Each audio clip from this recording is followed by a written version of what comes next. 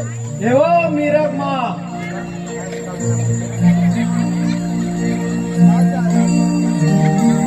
का हो जी काबर चिल्ला था? ये मीरा कहाँ है? नहीं दिखा थे वो तो सो है। अरे हत्ती के लोग सूते है वो। कैसे करते जी? बेटी के जाते मायके में तो चल जाते, ससुराल में जाही तो सीख जाही। जब मायके नहीं सुधरी तो ससुराल में जा कहाँ सुधारी हो? ऐसे कर जब मीरा बाहर लागे।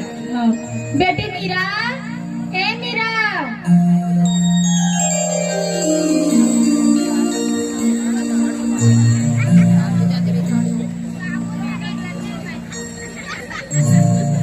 मीरा का ही उठे तेरा बेटा देख तोले नान ना लेके मन हा संकेरा कूट गया देख भाई के इतना बड़े बाढ़ के है थोड़ा समझदारी होना चाहिए।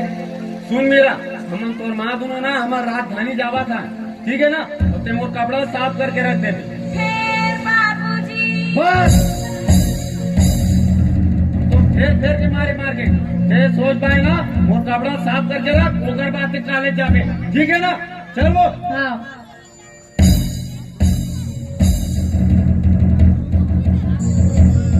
तोरो पाँव पर लागी का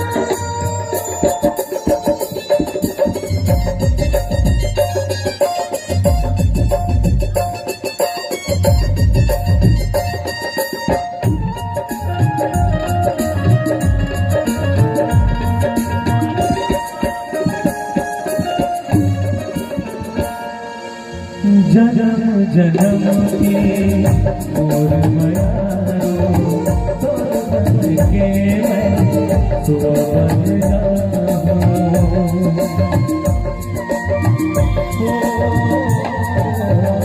जन्म जन्म के और मयारो तोर बन के मैं तो बन